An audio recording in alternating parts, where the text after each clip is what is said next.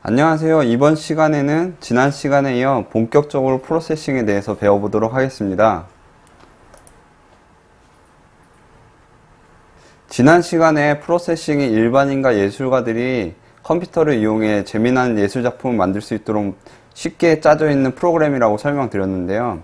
이번 시간에는 그 프로그램을 제가 옆에서 하나하나 보여드리면서 여러분들이 따라하면서 한번 해보도록 하겠습니다. 우선 첫 번째로 프로세싱의 윈도우와 관련된 배경을 설정하는 것을 해보고요. 두 번째는 프로세싱을 이용해서 화면에 재미난 도형을 그리는 것을 한번 해보도록 하겠습니다. 세 번째는 프로세싱의 도형뿐만이 아니라 글자나 그림을 표시하는 것을 한번 해보도록 하겠습니다. 우선 배경 설정하는 것을 해보도록 하는데요. 이와 관련해서 저번 시간에 배웠던 프로세싱을 우선 한번 실행해 보도록 하겠습니다. 프로세싱 이렇게 실행되어 있죠. 지금 첫 번째로 보실 거는 사이즈라는 명령어인데요. 사이즈라는 명령어는 바로 프로세싱에서 실행하는 윈도우의 크기를 변경하는 명령어입니다. 우선 여기서 입력하실 때 저번 시간에 배웠던 셋업과 드로우를 먼저 입력해 주시기 바랍니다.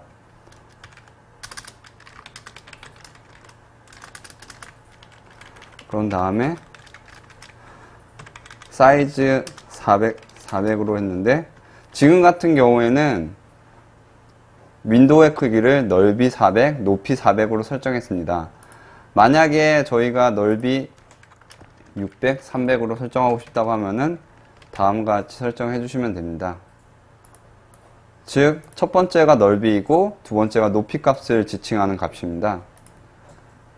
두 번째는 윈도우의 배경색을 변경하는 겁니다. 백그라운드라는 명령어를 사용하는데 이 백그라운드라는 명령어를 사용하는 것은 인자값을 하나 받는 것과 인자값을 3개 받는 것이 있습니다. 인자값을 하나 받는 것은 단순히 검정이나 하얀색 이 흑백을 설정하는 것이고 인자값을 3개 받는 것은 빨강, 초록, 파랑을 받아서 자신이 원하는 색깔을 설정하는 겁니다. 한번 해보도록 하겠습니다.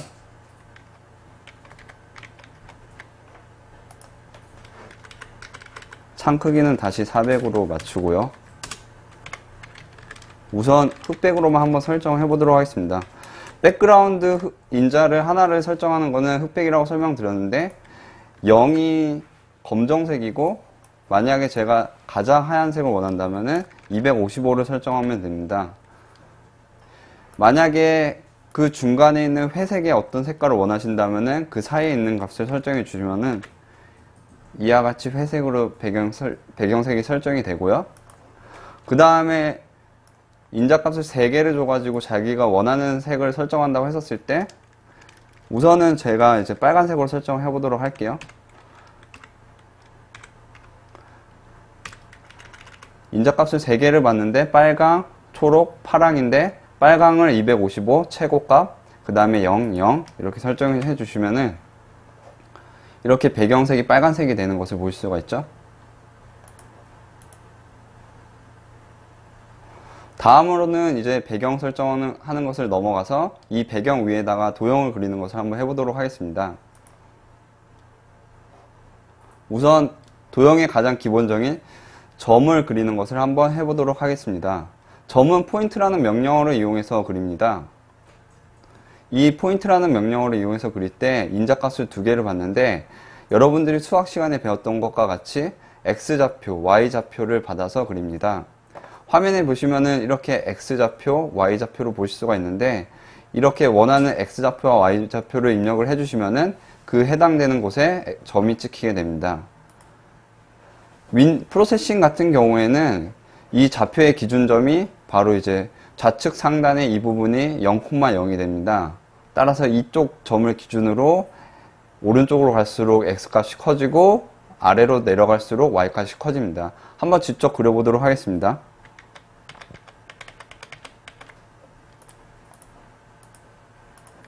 여러분들이 쉽게 구분할 수 있도록 배경색은 하얀색으로 맞추고요.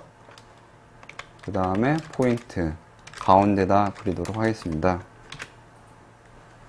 이와 같이 가운데 점이 그려졌는데 문제는 점이 너무 작아서 여러분들이 보기 힘드실 거예요.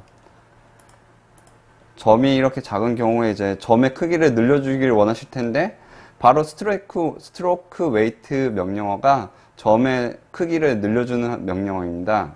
스트로크 웨이트는 단순히 점의 크기만 늘려주는 게 아니라 프로세싱에서 선을 그릴 수도 있는데 선의 두께도 같이 변경하는 명령어입니다. 한번 써보도록 하겠습니다.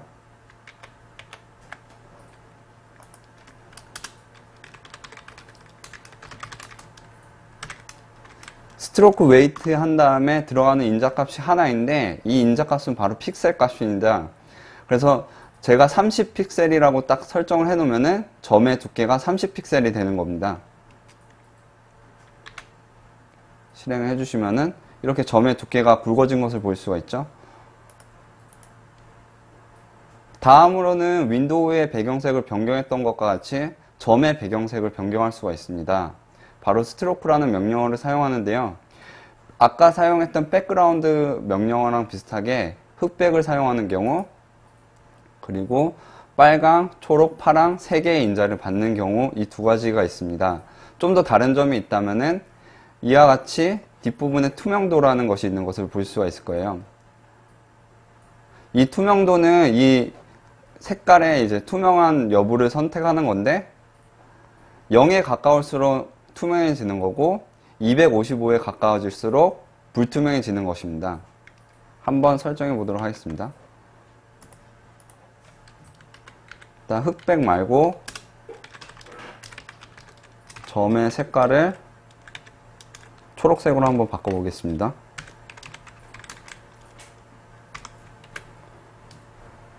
이 상태에서 투명도만 살짝 변경을 하면은 투명도를 255, 최대 255 기준으로 했었을 때 한 10으로 한번 설정해 보도록 하겠습니다.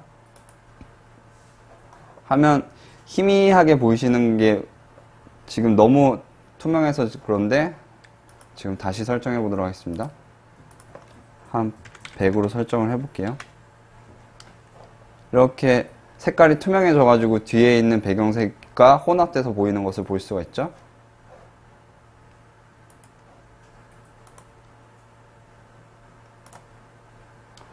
다음으로는 선을 그리는 것을 한번 해보도록 하겠습니다. 선은 라인이라는 명령어를 이용해서 그립니다. 이 라인이라는 명령어는 두 점의 좌표를 받아서 인식하기 때문에 총 인자값이 총 4개입니다. 앞부분에서는 첫 번째 점에 X좌표, Y좌표, 두 번째 점은 두 번째 점에 X좌표, Y좌표를 받습니다.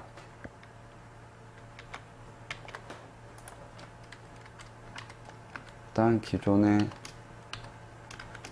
포인트를 지우시고 한번 라인으로 선을 그려보도록 하겠습니다.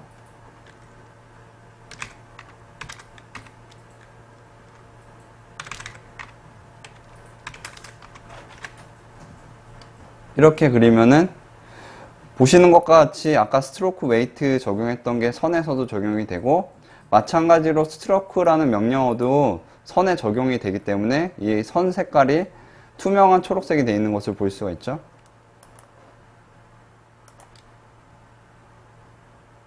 다음으로 원을 그리는 것을 한번 보도록 하겠습니다. 원은 일립스라는 명령어를 사용하는데요. 일립스라는 명령어는 4개의 인자값을 받습니다. 우선 원의 중심점에 해당하는 x, y 좌표를 받고 두 번째는 원의 넓이와 원의 높이에 해당되는 값을 받습니다. 직접 그려보도록 하겠습니다. 원을 윈도우 중앙에 그려보도록 하고 크기를 한 100에서 넓이를 100, 높이를 한 50으로 한번 설정하면은 다음과 같이 원이 그려지는 것을 볼 수가 있죠. 스트로크 웨이트가 너무 굵기 때문에 한번 2로 설정을 하고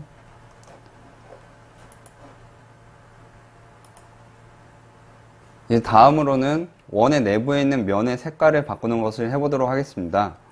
원은 내부에 있는 면의 색깔을 바꾸는 것은 fill이라는 명령어를 사용하는데요. 앞서 스트로크라는 명령어에서 보았다시피 거의 유사하게 사용하시면 됩니다. 흑백을 설정하고 투명도를 설정하거나 빨강, 초록, 파랑을 설정하고 투명도를 설정하시면 됩니다. 한번 해볼까요?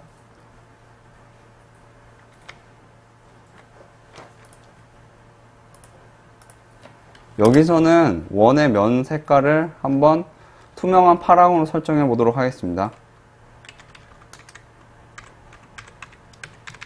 그리고 이렇게 다음과 같이 투명한 파란색으로 변경된 것을 볼 수가 있죠.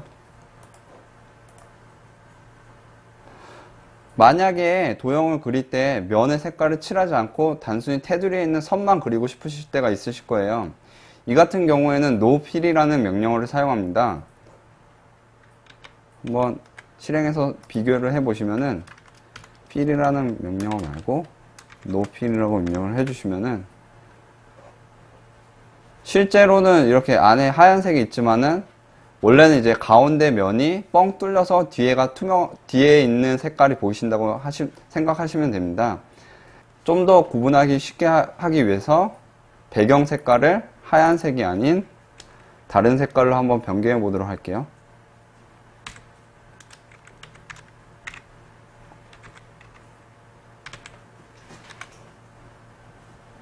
이렇게 실행을 하면은 원 중앙에 면의 부분이 뒤에 배경 색깔이 비춰지는 것을 볼 수가 있죠.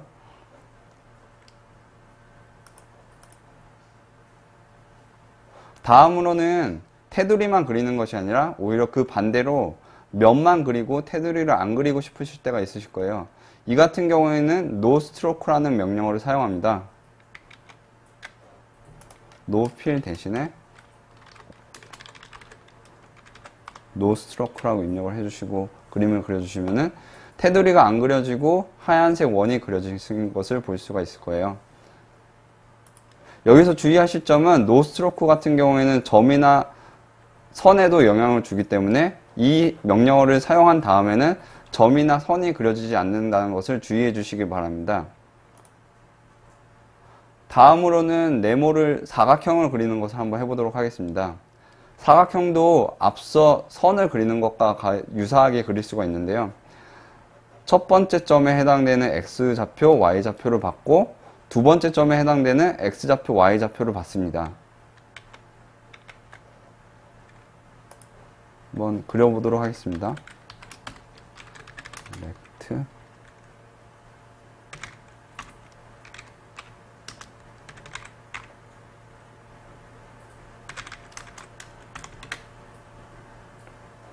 이와 같이 사각형이 그려진 것을 볼 수가 있죠. 앞에서 도형을 그리는 것을 설명을 드렸는데 프로세싱에서는 도형 외에도 글자나 그림을 자유롭게 표시할 수가 있습니다.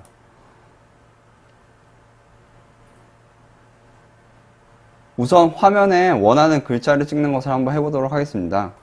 화면에 글자를 표시하는 명령어는 텍스트라는 명령어를 사용하는데 이때는 인자값을 3개 받습니다. 먼저 첫 번째로 여러분들이 화면에 표시하고 싶어 하시는 글자에 해당되는 값을 입력해 주시고 두 번째는 그 글자 값이 화면에 위치하게 될 X좌표, Y좌표를 입력하시면 됩니다. 텍스트는 3개의 인자값을 받는데 우선 첫 번째로 글자, 여러분들이 화면에 표시하고 싶어 하시는 글자 값을 입력하시면 되고 두 번째는 이 글자 값이 위치하게 될 X좌표, 세 번째는 Y좌표를 입력하시면 됩니다. 여기서 텍스트 배경 색깔을 다시 하얀색으로 변경하겠습니다.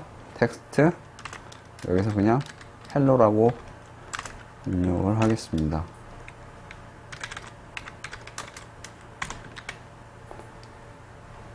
지금 같은 경우에는 화면에 아무것도 표시가 되지 않는데 바로 이제 글자색이 하얀색이기 때문입니다. 이때는 면의 색깔을 바꾸는 것과 같이 B를 이용해 가지고 글자색을 변경할 수 있습니다. 글자색을 검정색으로 바꿔서 다시 실행하시면은 지금 윈도우 중앙에 헬로라고 찍혀 있는 것을 볼 수가 있죠. 지금과 같이 헬로가 너무 글씨가 작아가지고 잘 안 보이실 텐데 마찬가지로 이 글자 크기를 늘리기 위해서 텍스트 사이즈라는 명령어를 사용합니다.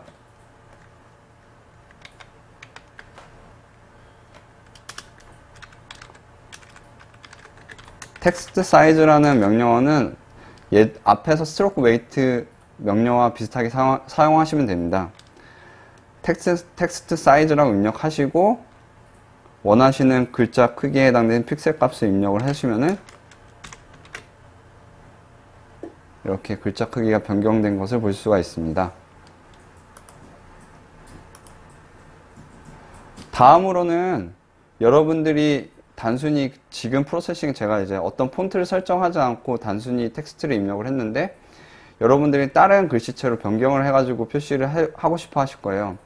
그때 사용하는 게 바로 텍스트 폰트와 create 폰트라는 명령어입니다. 텍스트 폰트는 한 가지 인적값을 받는데 바로 이제 p폰트형이라는 변수값을 받아요. 근데 이때는 이제 p폰트라는 변수값을 사용할 때는 create 폰트라는 명령어를 사용해야 되는데 이때는 create 폰트라는 명령어를 사용할 때 기존에 이 컴퓨터에 여러분들이 사용하고 있는 컴퓨터에 설치된 폰트 이름을 여러분들이 알고 계셔야 돼요. 이때 우리가 알고 싶어하는 글꼴이 어떤 이름으로 되어 있는지 알기 위해서 한번 살펴보도록 하겠습니다. 글꼴이 저장되어 있는 곳에 이동하시고 여기서는 나눔 고딕을 한번 사용해 보도록 하겠습니다.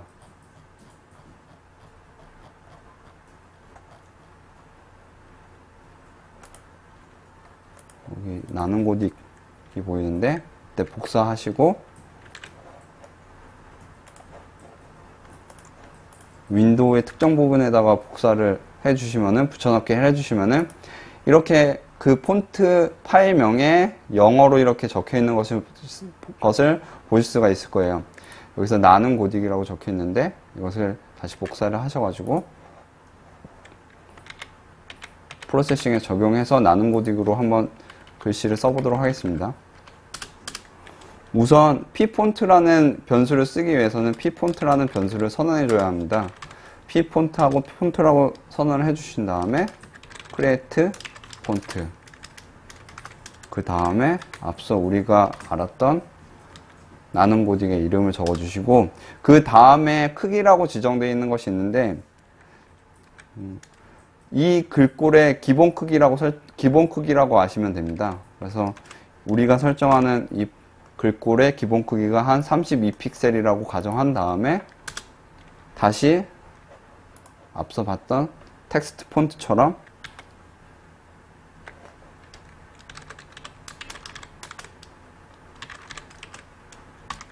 현재 화면에 글꼴을 적용해 줍니다. 그런 다음에 지금 같은 경우에는 첫 번째는 글꼴이 적용 안 된 것을 화면 중앙에서 윗부분에 그려주시고 글꼴이 적용된 것을 화면 중앙의 아랫부분에 한번 해서 서로 비교해 보도록 하겠습니다. 그래서 위에 있는 것이 적용이 안 된 거고 아래에 있는 것이 나눔 고딕으로 이제 글씨를 쓴 겁니다. 이와 같이 글꼴을 변경해 주시면 되고요. 다음으로는 프로세싱에 이미지를 표시하는 것을 설명드리도록 하겠습니다. 이미지를 표시하는 것은 바로 이제 p이미지형 변수라는 것을 이용하고 그 다음에 여러분들이 그 그림이 위치하길 원하시는 x좌표, y좌표를 입력하시면 됩니다. 또한 앞에서 봤던 것처럼 이미지를 사용할 때도 단순히 이미지 하나로만 표시를 할 수 있는 게 아니라 로드 이미지라는 것을 이용해 가지고 그림을 그려줘야 합니다. 하나씩 살펴보면서 설명드리도록 하겠습니다. 우선은 이미지를 사용하기 위해서는 여러분들이 현재 이렇게 열어둔 스케치가 한번 저장이 되어야 되는데 저장을 해주시고 여러분들의 컴퓨터에서 프로세싱에 이제 스케치들이 저장되어 있는 폴더로 이동하시면은 방금 저장된 스케치를 확인하실 수가 있습니다. 여기서 미리 준비된 이미지 파일을 이 스케치 폴더에 들어가셔서 데이터라는 폴더를 또 만들어 주시고요. 그 안에다가 붙여넣기 해 주십니다. 지금 같은 경우에는 이미지가 파일명이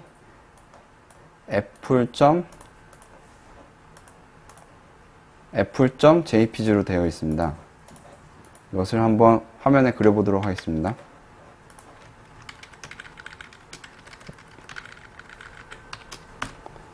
앞서 P 폰트를 사용했던 것처럼 P 이미지라고 선언해 주시고 로드 이미지 그 다음에 풀.jpg 파일명을 입력해 주신 다음에 이미지라는 명령어를 통해서 일단은 한 50에 표시되도록 설정해 주신 다음에 실행해 주시면은 다음과 같이 이미지가 화면에 표시됩니다.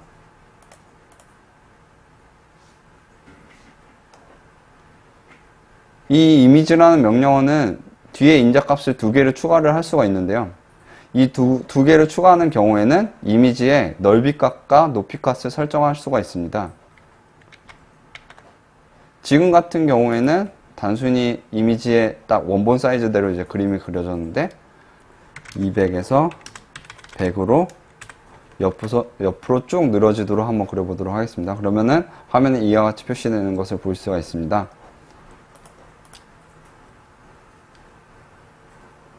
이번 시간에는 프로세싱의 가장 핵심적이라고 할 수 있는 배경을 설정하고 도형을 그리고 또한 이제 이미지를 표시하거나 글자를 표시하는 것을 해보았습니다.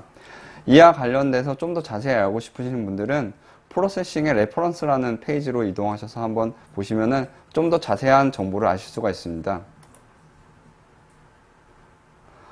또한 오늘 배운 것을 통해서 좀 더 다양한 것을 도전해 보실 수가 있는데 오늘 배우신 것을 통해서 단순히 하나의 도형만 그리는 게 아니라 여러 도형을 묶어 가지고 재미난 그림을 그리시던가 지금 같은 경우에는 셋업에만 코드를 입력해서 한 번만 그림이 그려지는데 이것을 드로우에 코드를 입력하셔서 매번 그림이 재밌게 바뀌도록 한번 해보실 수도 있고요. 여러분들이 좋아하는 이미지를 인터넷에서 다운로드 하셔서 화면에 한번 표시해 보시기 바랍니다. 이번 시간은 여기서 마치도록 하겠습니다. 감사합니다.